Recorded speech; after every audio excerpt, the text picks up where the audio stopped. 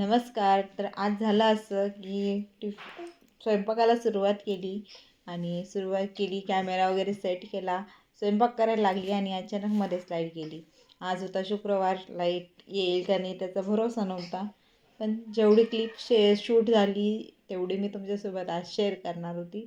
तर आज मी मेसच्या टिफिनसाठी बनवते कांदा, टमॅटो आणि बटाट्याची चटणी. तर आम्ही लहान असताना ना टिफिनमध्ये खूप न्यायचो, ही आम्हाला खूप आवडायची अशी चटणी.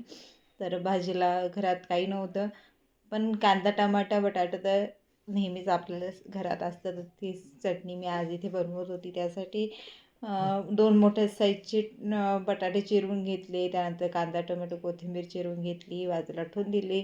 आणि सकाळी सकाळी जेव्हा मी एका गॅसवर चहा ठेवतेला, तर दुसऱ्या गॅसवर लगेच ना वरण भाताचं कुकर लावून देत असते. कारण सकाळचे 2 जरी टिफिन असले ना तरी मला पूर्ण टिफिन द्यावा लागतो, वरण भात भाजी पोळी. तर मी आता छोट्या कुकरच्या डब्यांमध्ये भात आणि वरण लावून घेते.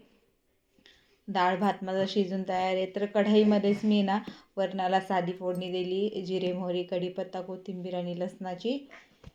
चवीनुसार मीठ घातलं आणि हे वरण छान उकळून घेतलं.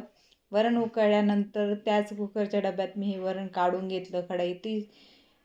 तीच कढई धुवून परत भाजीसाठी ठेवली. भाजीच्या फोडणीसाठी जिरे मोहरीची फोडणी घातली. त्यानंतर कांदा घातला, कांदा लालसर होईपर्यंत परतवला. त्यानंतर घातला टोमॅटो पण छान परतून घेतला. त्यानंतर आता वेळ होती सुके मसाले घालण्याची. सुक्या मसाल्यामध्ये लाल मिरची पावडर, अंबारी मसाला आणि थोडीशी हळद, एवढे साधे सुके मसाले मी आज घातले होते. जेवढं साधे ही चटणी करू ना तेवढी छान लागते. त्यानंतर चिरून घेतलेला बटाटा घातला, छान तेलात परतून घेतला. बघा आता गेली इथे माझी लाईट. आता हा बटाटा जो आहे तो मी शिजून घेते. लाईट येईल नाही येईल भरोसा नाही. व्हिडिओ आवडल्यास व्हिडिओ लाईक करा, शेअर करा, चॅनलला सबस्क्राईब करा.